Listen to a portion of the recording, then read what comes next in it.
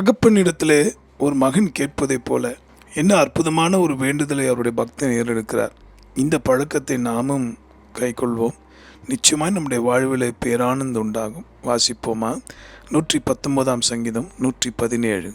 என்னை ஆதரித்தருளும், அப்பொழுது நான் ரட்சிக்கப்பட்டு எக்காலமும் உம்முடைய பிரமாணங்களின் பேரில் நோக்கமாயிருப்பேன்.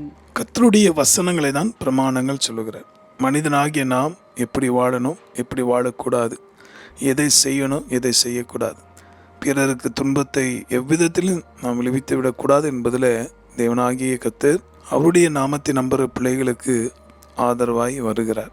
ஆக நன்மை செய்கிறவர்கள் எல்லாருமே கர்த்தருடைய கண்களிலே ஆதரவை பெற்றவர்கள். இதை கேட்கிற நண்பர்களே, உங்கள் தேசம், உங்கள் பட்டணம், உங்கள் மாநிலம் எப்படிப்பட்ட நிலைமையில் இருக்குது என்று கர்த்தர் அறிவார். ஆகவே இன்றே கேளுங்கள் அப்பா, உங்களுடைய பிரமாணங்களாகிய வசனங்களின்படி நடக்க எங்கள் ஒவ்வொருக்கும் அருள் தாரும். விசேஷமாக எங்கள் ஆட்சியாளர்களுடைய கண்களை திறந்திரணும் என்று வேண்டுதல் செய்வீங்கன்னா நிச்சயமாக உங்களை ஆதரிக்கிற கர்த்தர் அவர்களை ஆதரிப்பார்.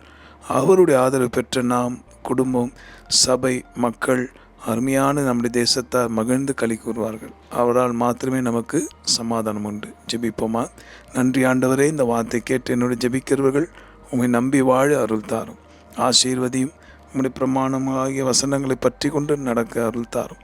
தடைகள் எல்லாம் மாற்றினீரே, நன்றி. இயேசு மூலமாக ஜெபிக்கிறோம் நல்ல பிதாவே, ஆவேன். அவருடைய வார்த்தை மனதில் நிற்க வாஞ்சியோடு உங்களுக்காக ஜெபிக்கிற உங்கள் அன்பு சகோதரர் மணியையர். God bless you.